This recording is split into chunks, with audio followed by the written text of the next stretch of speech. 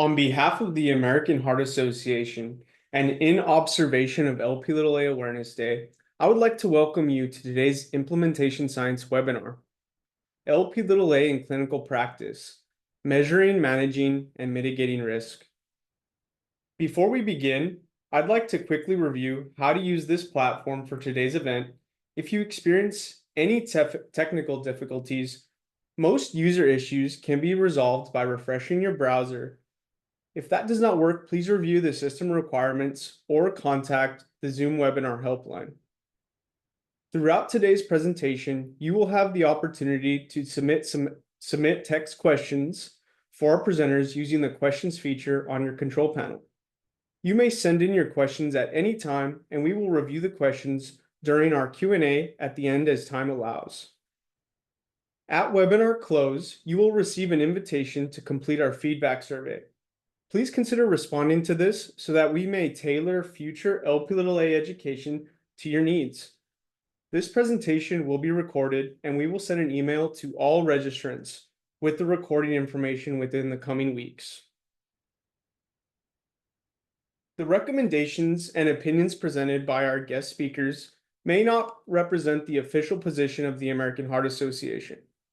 The materials are for educational purposes only and do not constitute an endorsement or an instruction by AHA or ASA.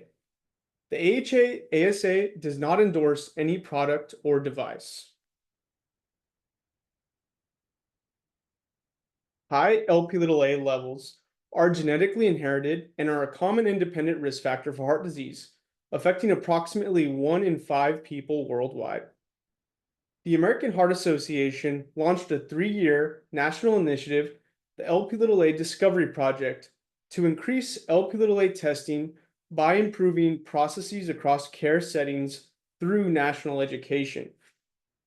As an enhancement to this work, the AHA launched the Lp(a) Federally Qualified Health Center Discovery Project, which seeks to identify various approaches and barriers to Lp(a) testing within FQHCs and develop national education to improve knowledge and increase awareness surrounding Lp(a).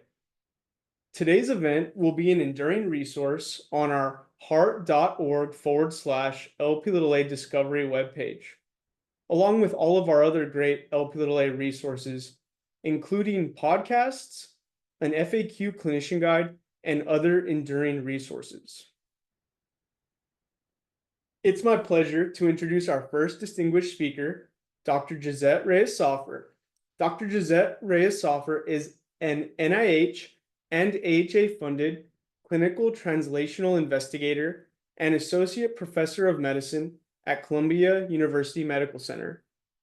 She is a recognized expert in lipid metabolism, and her research focuses on uncovering the pathways that regulate plasma lipid and lipoprotein levels using advanced methodologies like stable isotope and mass spectrometry. Her groundbreaking work has been featured in top journals, and she has played key roles in shaping guidelines, including co-chairing the 2021 AHA Scientific Statement on Lp(a). Beyond research, Dr. Reyes-Soffer is a dedicated mentor and associate editor for leading lipidology journals and an active leader in professional organizations including the American Heart Association and the European Atherosclerosis Society. We are honored to have her here today. Please join me in welcoming Dr. Gissette Reyes-Soffer. Welcome. Thank you, David.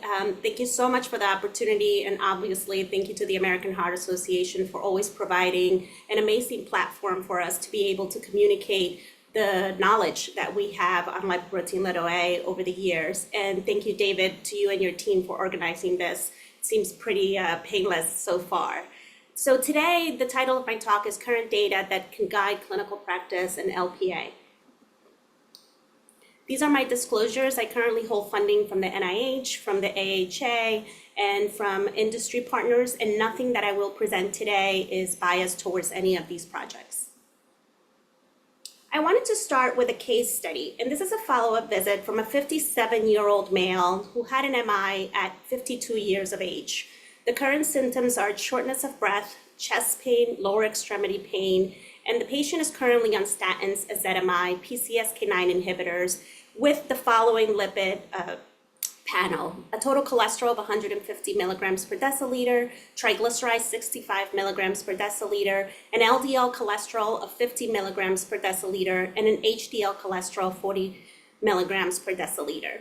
And I would like to convince you during this talk that probably in this individual, you're missing some phenotypic data that could help for re-stratifying this individual who's currently still, after having an event, showing significant symptoms. And for that, I think that I will try to convince you that you should measure ApoB and lipoprotein(a). So I have two brief learning objectives. I want to give you a little transport of lipids and apoproteins, keep it very simple and at a very high level so that everyone can just take home the main points that you should discuss with your patients and even with other providers. And then I want to finish with why you should provide a measurement of lipoprotein(a) in this population. So on the top left panel here is a very simplified version of what lipid metabolism looks like. And so all the fat that we eat, triglycerides, get driven to the liver, and the liver's goal is to keep you healthy. It is to process these high fats and deliver them to tissues for energy. And the way that it does that is by carrying them in lipoproteins. And we have large lipoproteins called very low density lipoprotein, intermediate density lipoproteins, and LDL lipoproteins. And these lipoproteins have one thing in common, and that is that they have ApoB 100 in them. They can change in the amount of cholesterol and triglyceride and other apoproteins that they have within them. But generally speaking, all of them carry one particle of ApoB 100, and this is the way the body processes these lipid-carrying particles. Lipoprotein(a) also has an ApoB 100, but unlike the other ApoB-containing lipoproteins, for which LPA is one of them, it also has this ApoA, another apoprotein that is not found in the very low-density lipoprotein, IDL and LDL. The reason why we call LP(a) and LDL-like lipoprotein is because we believe that the ApoB that it's bound to this ApoA, it is the size of that sort of particle that's an LDL, but they're very distinct. And I just mentioned everything that I just said on the top panel here on the right, and that is that we have these lipoproteins that carry cholesterol, triglycerides, phospholipids, and they have other apoproteins that can make them unique for certain characteristics. And I mentioned HDL, and I show it at the top because lipoprotein(a) has been shown to be around this size, so a little bit smaller than LDL in some locations. And the way that we isolate these lipoproteins from plasma in humans and that we can look at them is through ultracentrifugation. So you can see here that we do many spins in the lab, and it's really easy to label them because it's just the amount, how they float up. So low density is just based on how they float up. So if you float up at a high density, you have a lot of triglyceride, you're called very low density lipoprotein. And then here I wanted to show you where they are. And so LPA and HDL sort of have, smaller particles, and that's why I sort of showed you that, with the very, very big distinction that HDLs have an A1 on them and not an ApoB 100. So what is so important about this lipoprotein(a)? So I gave you very briefly what the components are. And so ApoB 100 containing and ApoB 100 has been shown to be a cardiovascular atherosclerosis gene marker. Unlike your LDL cholesterol, which you can through a life not have it high, the LPA gene regulates 70 to 80% of the amount of LPA you're going to have in your circulation during your life. And so this genetic control makes it different than other cardiotoxic lipoprotein risks that you have. It is inherited in an autosomal codominant, and the phenotypes is that you have two alleles. And so, unlike LDL, you also have most individuals have two isoforms that circulate. You can have two small ones, two large ones. And the thing that varies between them is this Kringle 4 type 2 repeat on the ApoA. So this right here is just the ApoB 100. This characteristic right here is your apolipoprotein(a). And I'm not sure you can see my pointer. If you cannot see my pointer, it is the squiggly lines around. That is your ApoA that is bound to an ApoB and make up the LPA. And you, on the left, you have the medium-sized LPAs, and on the right, your small-size LPA. And the small-size LPA are the ones that give you higher levels of LPA and have been shown to increase risk. Tons of data have come out of the UK Biobank, and I think it's a great resource, and I'll use it a lot during the presentation just because I think it's a consistent cohort of individuals who've been followed for a long time, have been genetically phenotyped, and we also have LPA levels in them, and give us a good idea of where we are in the field. And most of the slides have references on the bottom, so please feel free to look up these references for specific details and more details on this population. And what we can see from the UK Biobank, and this is an Ancestry sort of study, is that LPA levels are not the same in all ancestries, with Blacks having higher levels. And you can see here that the distribution of LPA on the top panel A for white individuals and on the bottom panel B for Black individuals also differs between ancestries. I can show here that the 50th percentile of the levels is different. So in whites, as I mentioned before, it'll be a little bit lower, and in Black individuals, this percentile will be higher just because of the distributions being different. And so I mentioned that genetic regulation of LPA is sort of the key point. So obviously we've gone back, and various groups have done very, very nice studies detailing some SNPs or some variations in these genes, specifically in this Kringle 4 type 2 region that regulates the isoforms that we produce. And so they found that there are some functionally SNPs or variants that either give you lower levels or higher levels. And these have mostly been corroborated in cohorts that are of white ancestry. And so then you would ask, well, if I have high LPA, then what happens to my kids? Like, can they inherit it? And how often does that happen? So this was a really nice article published in JAMA where it shows that there's a really, really high concordance rate in LPA. And so what the take-home message of these individuals, if you don't want to look at the different bar graphs, is that they analyzed the 47% of the first-degree relatives in this UK Biobank. They also, if your sort of primary individual that was identified had a high LPA of 125 nanomoles per liter, then those individuals, 47%, were also affected.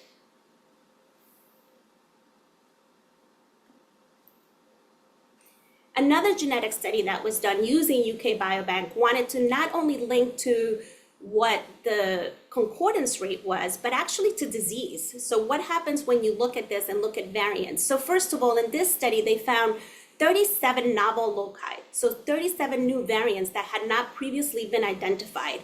But in addition to that, they found 2 that had been. So sort of collaborating that these 2 variants that had been previously described by Clackerall are present in this analysis that they're doing.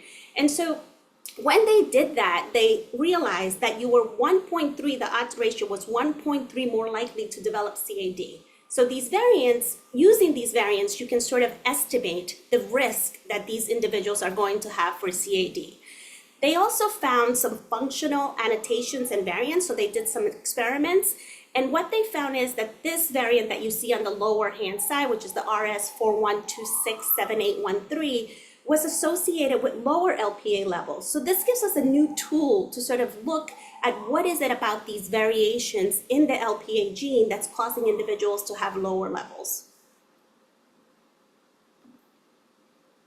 So why do we have LPA? So I always sort of perplexed by this because in the liver we have triglyceride and we have these lipoproteins and we're sort of use them to carry lipid and process lipid. So why do we have an ApoA that bound to one of these lipid carriers? So there's a couple of hypotheses. It's a little bit different than ApoB by itself because ApoB, although it is known to cause atherosclerosis, lipoprotein little a, the full protein, has been linked to thrombosis. And the LPA gene evolved through a plasminogen modification. So very, very tightly linked to coagulation. Some believe, and this is where the AHA probably does not agree with what I say, is that somewhere in our evolution, we had some bleeding disorder or there was some catastrophe, and this ApoA evolved from that. But what we know today is that there's no real rhyme or reason why we have it, but it is in the liver. It binds to an ApoB and gets secreted, and it is actually the #1 risk factor for aortic stenosis, genetically linked risk factor. And so bottom line is LPA can promote atherosclerosis by depositing lipid in the arterial wall, like an LDL. It is thought to be prothrombotic because the Kringle 4 and plasminogen-like domains can interfere with fibrinolysis, and they're enhancing the clot formation. And then we don't know a lot about the clearance and and production rate of it, and so we're still sort of investigating those mechanisms, but we think that it's linked to a lot of the receptors that are there to clear lipid, and so maybe sort of interfering with the normal lipid clearance that should be done by other receptors. Importantly, there are 2 codes that were patient-driven codes. So until 2009, we didn't have a way to identify these individuals or send them for testing. And so now we have 2 codes, the E7841 for individuals who you believe might have elevated lipoprotein(a), and then Z83430 for family history of elevated lipoprotein(a). And this is very important in the US, where we need this to be able to practice and, sort of code individuals. And the one thing that always sticks out with LPA is that you can have someone who's had a normal lipid profile and still have lipoprotein(a) and still be developing disease and be hidden. And I have a picture of Bob Harper. This was a 2018 New York Times article showing how fit he was. He ate everything he was supposed to do, and yet he developed disease. And I wanted to mention on that last slide that there's tons of resources on the AHA website. Let me just go back to that you can use with your patients and that you can use to explain to other providers or maybe send your patients with. These are free resources that patients can access and learn more about lipoprotein(a). And so I want to finish up with why should we measure lipoprotein(a). And I think I've been very driven and targeted telling you that there's causality. So I showed you really nice data showing that high lipoprotein(a) levels sort of increased risk, but I'll go through those again. And then, the clinical presentations. So we have seen in many studies that it is sort of high on the list for aortic valve stenosis, thrombosis, PVD, stroke, and myocardial infarction.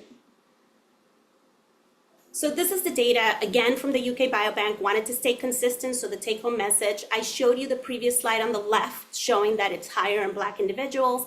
And then here on the right are the 2 curves showing that as you increase LPA levels on your x-axis, your y-axis is how you're increasing ASCVD risk. And you can see here that after, and I don't have actual numbers on the x-axis, but you can see here that right after 30 milligrams per deciliter, this curve really starts increasing. And then here they divide them into less than 150 and greater than 150 nanomoles. And you can see here that those individuals with greater than 150 nanomoles are, they have just a modest increase in ASCVD risk. And this is present in all racial groups. That's also something that's really important to note.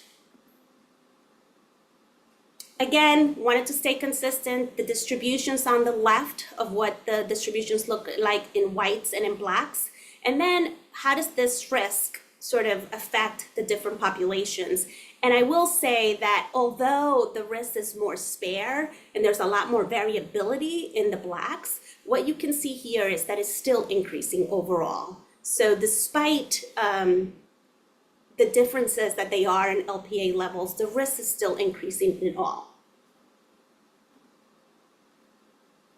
Just a couple of more publications that have sort of driven this increased risk with high LPA levels. And this was a really nice study by Wong et al. And I wanted to highlight on this slide, not so much the increases with all the sort of diseases that are here, and you can see the odd ratios, but also this increase in diabetics. And so the risk goes up significantly in those the Harser ratios goes up significantly in those with diabetes versus those without diabetes.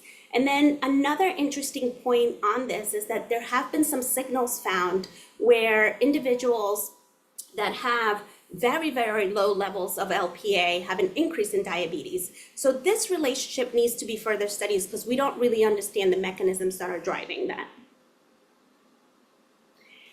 And so how about the big questions? So if you have, are these particles more atherogenic than LDL cholesterol? Or, in this slide, this was how the study was done, but I would like to say, are they more atherogenic than ApoB particles on their own? And the answer is yes. The answer is that these studies have been done. There's plenty of studies that have controlled for LDL cholesterol levels, and on a per particle basis, we do believe that ApoA particles are more atherogenic. This just highlights that point, and also I wanted to use this slide to speak a little bit about what a particle is and what a mass is. So a lot of individuals are getting LPA levels measured in milligrams per deciliter. And the reason for that is because we don't have standardized assays all across the border. What I like to remind individuals is that independent of having the right assay, if you have it high, it's going to be high in the milligrams per deciliter or in the nanomoles per deciliter. What you need to remember is that the milligrams is not only measuring LPA, it's measuring many other things. But that does not mean that you're not getting a measurement for LPAs that are carrying those things. And so if it's high, it's gonna be high. If you don't have another assay, then use the assay that you have on hand. And then if you want to be followed up and you want to be more thorough, then you can have it redrawn with a nanomoles per liter. What is also important is that if you're going to redraw, compare apples to apples. So if you're comparing levels, do not compare the milligrams per deciliters to the nanomoles with calculators. Do the same assay and compare the levels like that. So this is yet another study showing the associations of high lipoprotein little a with now venous thromboembolism and calcific aortic disease. And you can clearly see here where the lines fall for those two diseases.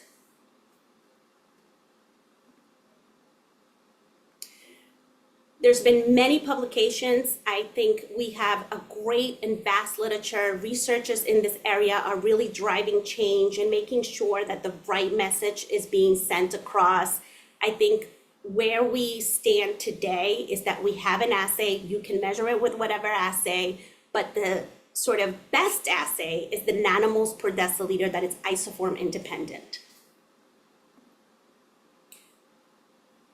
Wanted to bring the same slide in to remind you that it doesn't matter which assay you use. You want to end up with the nanomoles per liter, but if you don't have it, you don't have to. The codes remind you again, we have codes, please use them. There's available direct to consumer. There's even some organizations providing free kits, look for those. And then I think that this was one of the best figures I think we came up with in one of our reviews. And I think it really speaks to when, who, and why. And if you have a chance to look at this, it's really important because the when is a little bit tricky because the American guidelines don't necessarily agree that you should measure it in everyone and early. But there's other guidelines that have sort of alluded to this and that everyone should get an LPA measurement throughout their lifetime. And when that is, we can debate that, whether it's at your first lipid screening when you're 11 years old. I think most pediatricians that are doing lipidology would say yes, but and who also varies across various guidelines. And then why? And I think I've been very strong on the why, and I think we should measure in everyone, and I think it's proven that it's causal for ASCVD, so we should measure it. I want to end up with where we are. And so this is a small study that we did here at Columbia University looking at our EMR, so electronic medical record. And what you can see here is that these are the diagnoses on the left of everyone that should have an LPA being measured at this time based on the ACC, AHA sort of cholesterol guidelines. So all these individuals should have had an LPA as a risk enhancer, but they didn't. So only about 4% of the individuals with this diagnosis in our system had that. And there were some sort of disparities in who was getting the treatment. But besides that, the take-home message is that cardiologists are doing okay, but primary care physicians are probably not doing as good. And so I think we need to understand that even with the guidelines we have in these high-risk individuals, we're still doing very poorly, and this number should change. And this was even lower. It was 0.3% in individuals that didn't have these diagnoses. So I want to finish with our statement. We wrote this beautiful work in many collaborators, many colleagues, including my co-speaker today. The ESC has also provided some really nice guidelines for this, and the NLA updated these guidelines recently, and I think that they're very their stance is everyone should have an LPA measured. So going back to this, I just want to mention that 57-year-old male that had an MI, secondary prevention. What else should you get? I hope I convinced you that you should get an ApoB and an LPA. And I want to thank some of the data that I showed today was from my lab. These are some of my collaborators. And then I get to do the best introduction ever. So joining me today to speak more about what the clinical implications of everything I just told you is Dr. Lloyd-Jones. And so very briefly, Dr. Lloyd-Jones graduated from Columbia University Medical Center, which I'm very happy that I didn't know that fact. And he spent 20 years after going to Brigham and getting cardiology training, spent 20 years in Northwestern University, where he rose through the ranks to lead many efforts there, including their CTSA and creating many preventive medicine changes and issues. He was the national president of the American Heart Association from 2021 to 2022. And then most recently, he came back east to work on the same cohort that he started his career on. So I thought that was really cool that he's working. Hopefully he'll tell us a little bit more about the Framingham Heart study today. And so right now, he is the director of the Framingham Center for Population and Prevention Science, principal investigator of the Framingham Heart Study, and chief of the section of preventive medicine within the Department of Medicine at the Shabanian and Avedonesian School of Medicine and BU Medical Center. So thank you so much. It is an honor for me to share the stage with you today. Well, gosh, Dr. Reyes-Soffer, so great to work with you again. And thank you so much for that incredibly kind introduction. And thank you, most of all, for a really terrific presentation that really set the stage, I think, quite well for what we're going to talk about next. Excuse me, I want to add my thanks to the AHA team for putting this webinar together. It's incredibly important, I think, that we raise awareness for Lp(a). That's why we're here today. But then also think about, well, what do we do about it? If we actually measure an Lp(a) and find someone, an individual who has a high level. So that will be the focus of my portion of the talk. I have no relationships with industry. And what I hope to accomplish today is to kind of think about, well, Lp(a) does not occur in isolation, right? We have to think about the whole individual and the context of risk in which that Lp(a), elevated or not, is occurring. Then we'll talk about, should you find someone who has elevated Lp(a), what are the strategies that you could currently invoke to try to reduce the risk in those individuals? We'll talk about lifestyle strategies, of course, always the bedrock, always important. We'll talk about medication routes for LDL cholesterol and ApoB lowering, and completely agree with Dr. Reyes-Soffer. We should be measuring ApoB these days. I do in my practice. And not using at present, at least, any medications that directly target Lp(a) because they've not been proven to be effective and in some cases are actually toxic or harmful to patients. But then we'll finish with just a couple minutes on the future prevention strategies. The future of direct Lp(a) lowering looks extremely bright. We don't have approved medications yet that do this. We don't have the important large outcomes data that show us efficacy and safety, but we're very much anticipating those results arriving within the next 18 to 24 months. So let's get to it. So if we measure Lp(a) and we find someone who has it, we have to think about in what setting is that occurring. And this is the diagram from the current US guidelines, the AHA-ACC multi-specialty cholesterol guidelines, published in 2018. And many of you, I hope, are familiar with this approach, where among middle-aged and older individuals, aged 40 to 75, who have normative cholesterol values, we first calculate their 10-year estimated risk for a major atherosclerotic event. We then put people into buckets of risk and call them low, borderline, intermediate, or high risk. And that then drives both the decision about whether to start medical therapy right away or defer, and the intensity with which we start that LDL lowering medication as well. So this is kind of just another representation of that same concept. We start by calculating the 10-year risk.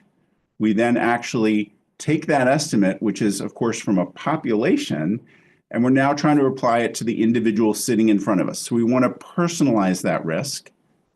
Sorry, there we go. And then if there remains uncertainty after the patient and the clinician have thought about the benefits or the potential harms of starting lipid-lowering therapy, then we can actually use further testing. In this case, we recommend coronary artery calcium measurement to further reclassify the risk of that individual and help us make an even smarter decision. So we don't make the decision just after using the calculation from the 10-year risk estimate. We try to personalize it, and then we try to reclassify it. And those of you who are paying attention will notice that this is CPR, but this kind of CPR is far more effective than that kind of CPR, which is often occurring pretty late in the game. So hopefully you'll start to practice more of this kind of CPR. Okay, so how do we calculate? Well, you're aware of the tools that are available from both the ACC and the AHA. And these give you links so that you can enter the data and calculate the 10-year and the lifetime risk for your patient sitting in front of you based on their personal risk factor levels. Once we've done that, again, we now try to personalize this by bringing it into a clinician-patient discussion and thinking about those individual risk-enhancing factors that might mean we're underestimating this particular patient's risk.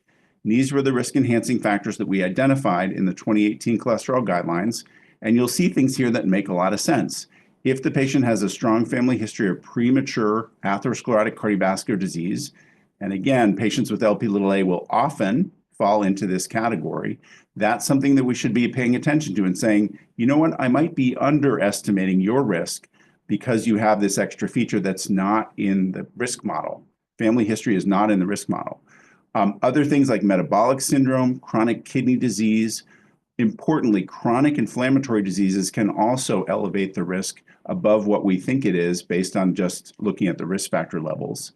Reproductive related risk factors that can occur either with menarche, menopause, or around the time of pregnancy, very important considerations. Certain high-risk race ethnic groups, for example, South Asian individuals, we often underestimate the risk. Part of that is attributable to their somewhat higher levels of Lp(a). And then using other biomarkers. And notice we specifically called out, if you measured it, and I hope you did, having an elevated Lp(a) level higher than 50 milligrams per deciliter, or roughly equivalently higher than 125 nanomoles per liter of Lp(a), we noted that that is a risk-enhancing factor. You are underestimating the risk of that patient. You're not personalizing that risk estimate if you're not taking that into account. Okay, then if uncertainty persists, if the patient is reluctant to start a statin, they really want to know, is this going to benefit me? You might consider using a coronary artery calcium measurement to really reclassify that risk and understand if it's 0, you might be able to defer for a little bit.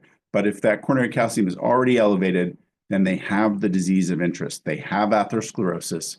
And of course, more people with Lp(a) will have a positive coronary artery calcium score as well. And those two things synergize to tell you this is a patient at particularly high risk.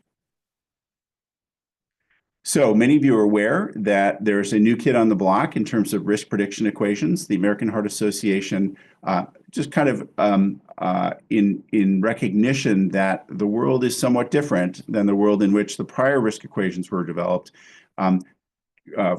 really sponsored the production of this new equation called the PREVENT equations.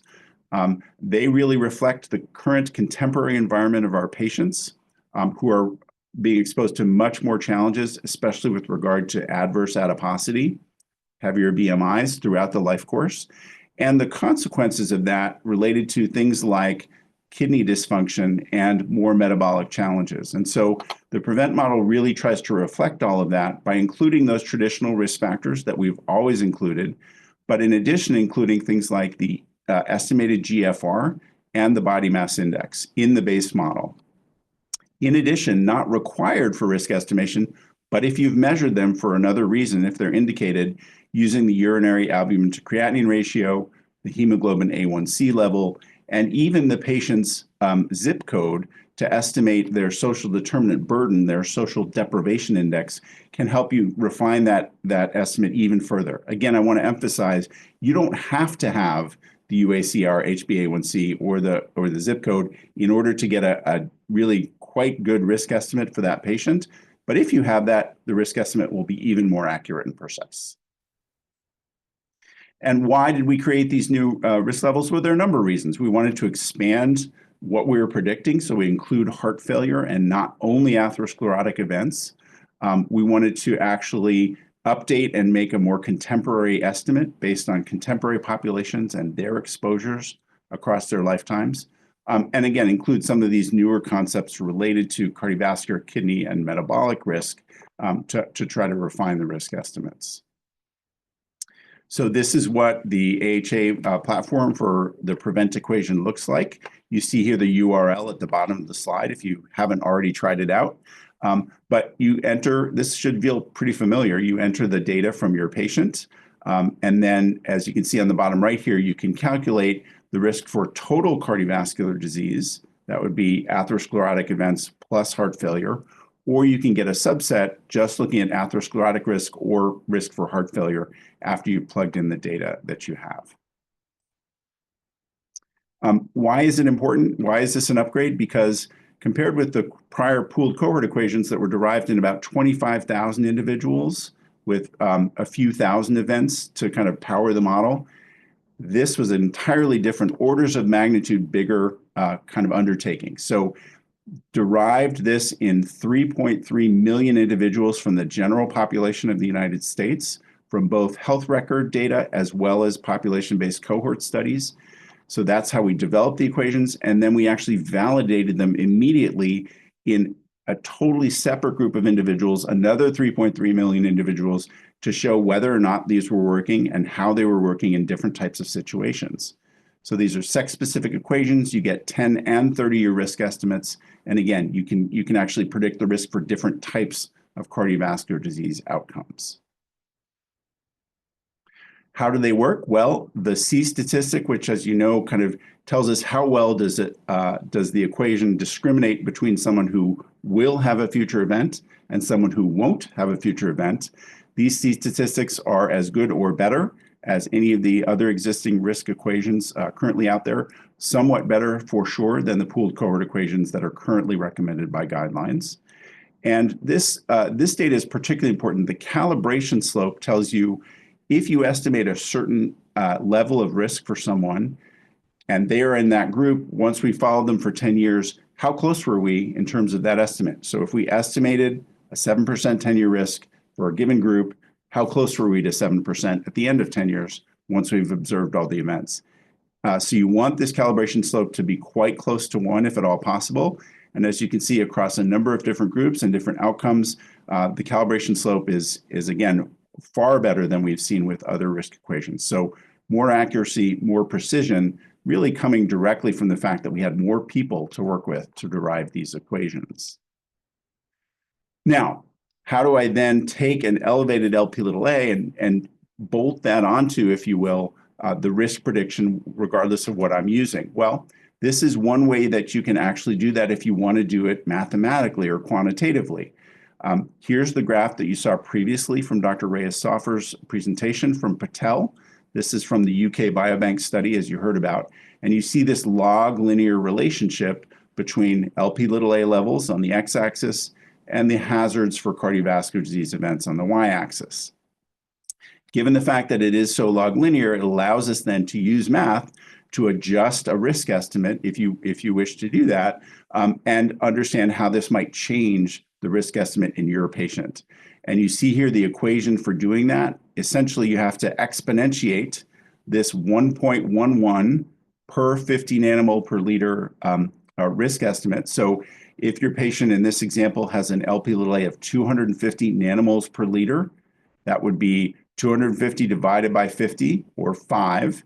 So then we exponentiate 1.11 to the fifth, multiply that by the patient's baseline risk level, and we would get an estimate here of 16.9%. So we thought, sir, your risk was 10% over the next 10 years, but given that you have that Lp(a) level, it actually suggests it's more like 17%. So this is one way that you can try to use the Lp(a) measurement to refine your risk estimate in these individuals. Okay, so what the heck are we going to do about it if we do find a patient at elevated risk related to their Lp(a)? Well, not surprisingly, we need to use lifestyle for all patients. And the goal here is, again, to reduce the underlying risk.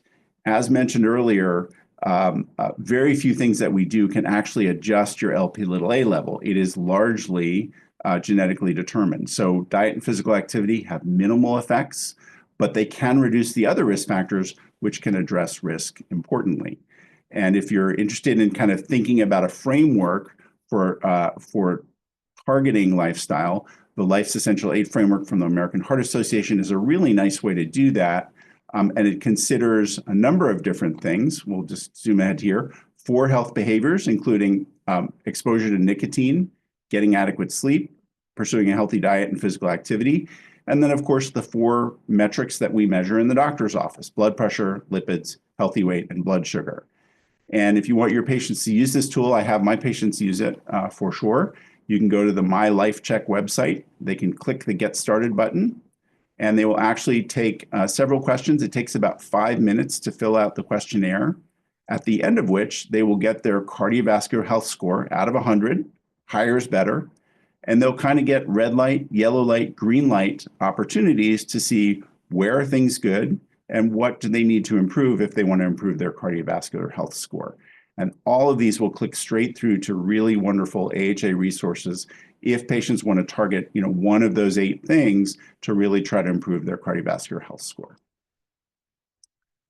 Does it matter? It matters a lot. So in this really interesting study, the investigators looked at individuals on the top here who had predicted low risk because they had really good genes, good-looking cardiovascular genes, meaning low Lp(a) and good other things, but they had poor lifestyle, poor cardiovascular health. In the bottom row, you see people who had predicted that they'd have high risk because they had bad genes. They had inherited a bad mix of genes in terms of their cardiovascular risk, but they had good lifestyle. So could good lifestyle trump, bad genes? And the answer was yes. Comparing the top to the bottom rows, people with bad genes but good lifestyle, on average, lived 12 years longer. On average, they lived 19 years longer without coronary heart disease. And on average, they lived 7 years less during that lifespan with coronary heart disease. So the people who had these unfortunate, genetic mix could actually do much, much better if they pursued healthy lifestyle. So I think that is sort of indirect but important evidence that we can actually identify people at risk and bend their curve, if you will, by pursuing lifestyle.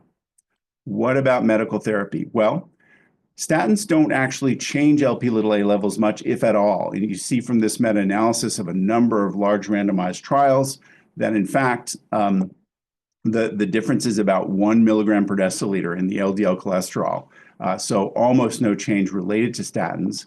But statins do reduce risk. So here you see from the Jupiter trial, if the Lp(a) was above the median, the relative risk reduction was similar to people with Lp(a) below the median, but actually the absolute risk reduction was larger because those Lp(a) people were at higher risk themselves. So we can reduce risk by using statins and other LDL-reducing therapies that are safe and approved. And it's important to note that Lp(a) represents a fraction or a portion of the residual risk. So unfortunately, with statin therapy and other therapies, we don't reduce the risk to 0%. And Lp(a) is one way to identify those individuals where you might want to be more aggressive because there is the residual risk related to Lp(a). So here's what I do. We try to remove the vector, those ApoB containing particles, And so, increasing intensity of my target LDL level and looking at the ApoB to really make sure we're getting the particles as low as possible based on what the risk level is of the patient. Again, ApoB can be incredibly helpful in understanding that residual risk and making sure you're controlling it. And don't have a lot of time to go into this, but aspirin, because of the prothrombotic effects of Lp(a), may be something you want to consider in your higher risk patients, because this does appear to be one of the groups with net benefit, i.e., you're more likely to prevent an event than you are to cause a major bleed with aspirin in this group.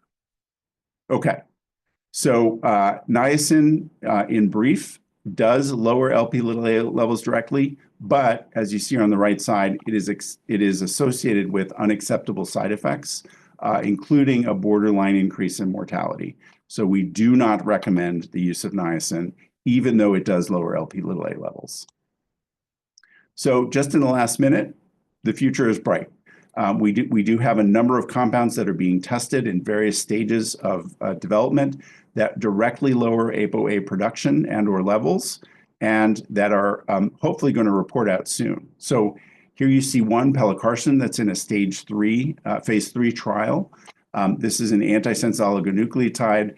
Here from the dose ranging study, you can see based on different doses or frequencies of dosing, you do see pretty dramatic reductions in Lp(a) levels in these patients, including as much as 80% reduction. One of the other compounds, olpasiran, which is like inclisiran, but instead of targeting PCSK9 protein synthesis in the liver, it targets Lp(a) or ApoA production in the liver. And you can see here again, reductions across the board in all individuals getting this compound, and as much as near 100% reduction for long periods of time, depending on the dose and the frequency. And similarly, another small interfering RNA called lepodisiran, showing you the same kind of effects based on dose and frequency. And finally, there is actually an oral agent in development called muvalaplin, which blocks the binding of that ApoA protein that Dr. Reyes-Soffer showed you to the ApoB100 of the lipid particle, and that can interfere then with ApoA's effectiveness to creating an Lp(a) particle. So lots to be hopeful for, and just as take home, consider the context in which Lp(a) is occurring. The risk is really important.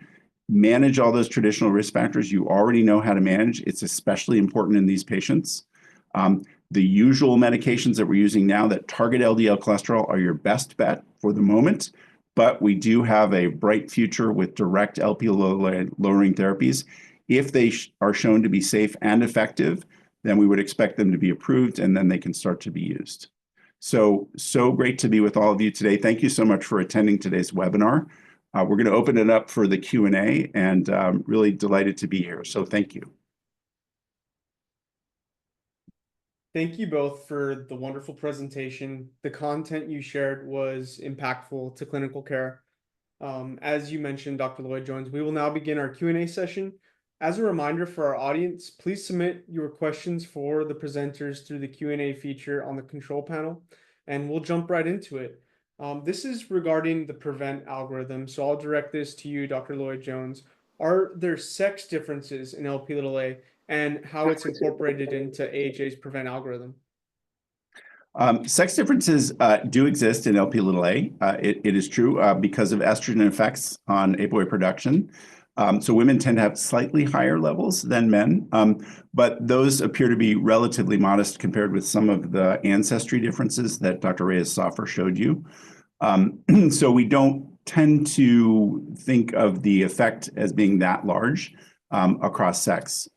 Now, related to PREVENT, we do have sex-specific equations, but we no longer need race or ethnicity-specific equations with PREVENT because we had such a large pool of diverse individuals from which to develop the equations. So race never really actually entered into the models anymore. But I showed you a way where you could quantitatively use Lp(a) in order to refine a risk estimate that you get from PREVENT.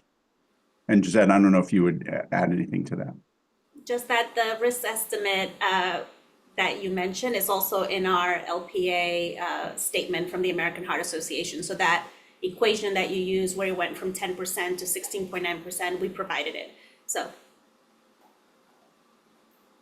Great. I have a follow-up here for Dr. Reyes-Soffer on patient care.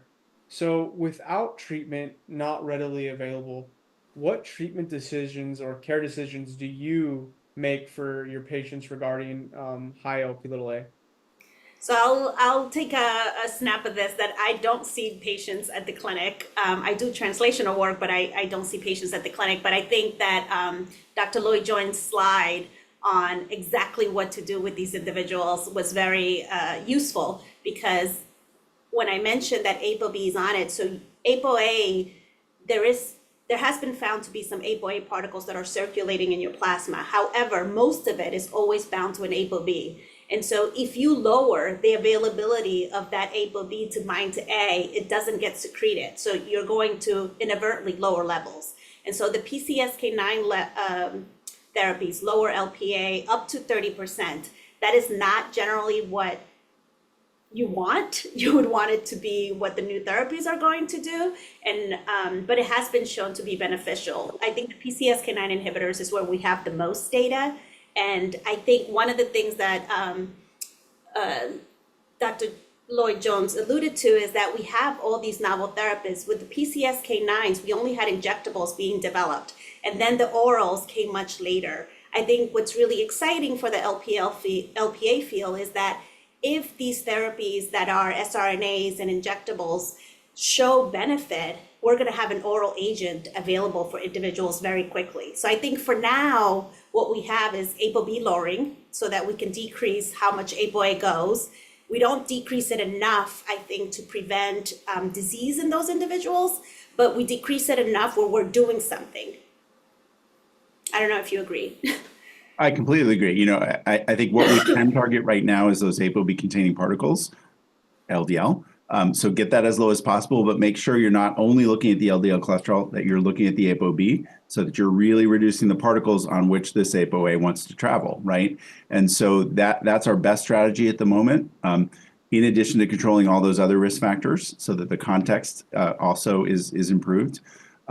And hopefully soon we will have therapies, again, that are safe and efficacious, that we can use to directly target Lp(a) on top of all that.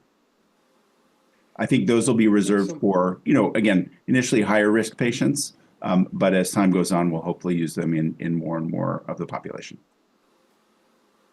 That was excellent insight. I have another question here, and being respectful of time, I think we'll have a time for a few more.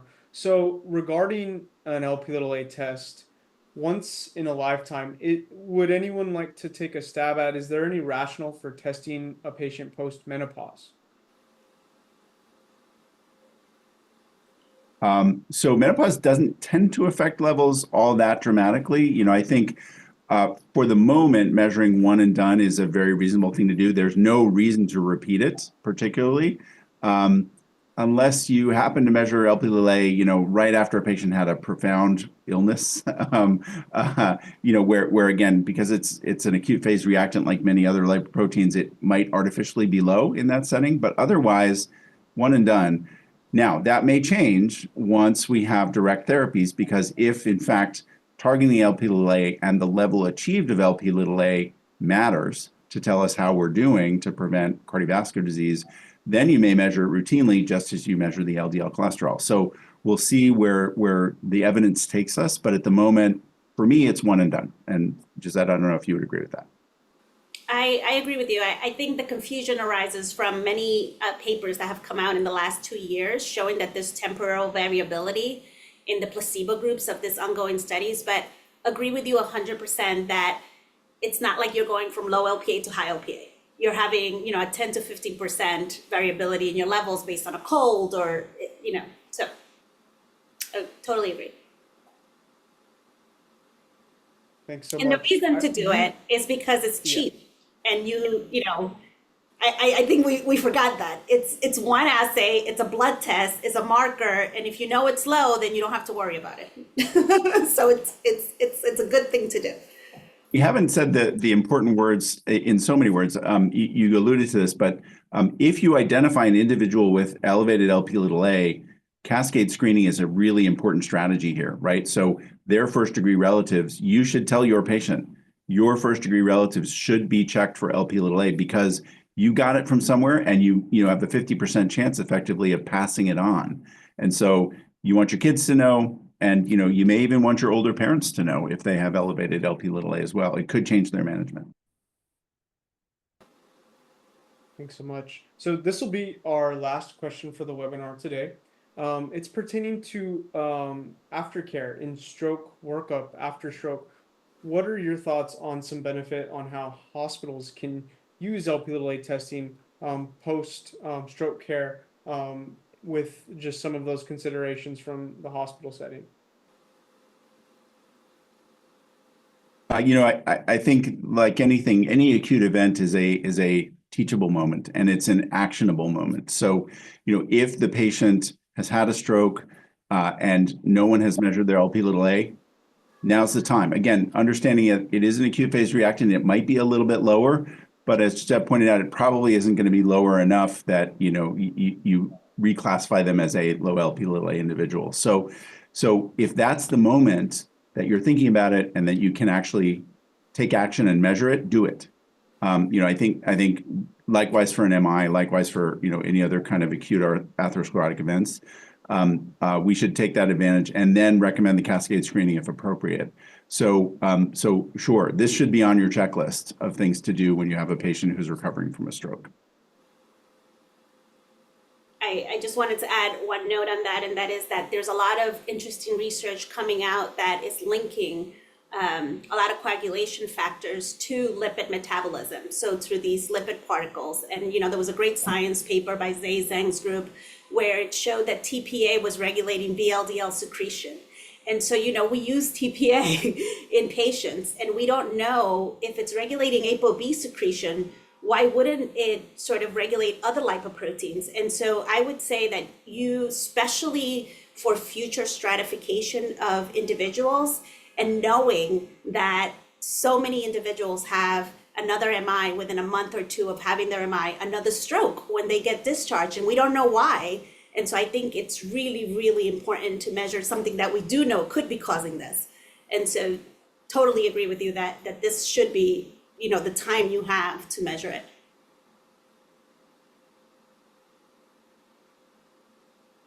Well, thank you to our speakers for the great discussion today. And thank you to the audience for all of your participation. Please feel free to utilize our current Lp(a) resources for patient education at www.heart.org/Lp(a). Also, for our Get With The Guideline customers, there are new Lp(a) elements, including Lp(a) value, unit, and treatment plan available now in the stroke and coronary artery disease modules. When you exit this webinar, a feedback survey will pop up in your browser. We greatly appreciate your time and effort completing that. The recording for today's webinar and slide deck will be emailed to registrants in the coming weeks. Thank you all again for attending today's webinar. We hope to see you at future Lp(a) discovery events. Have a nice day.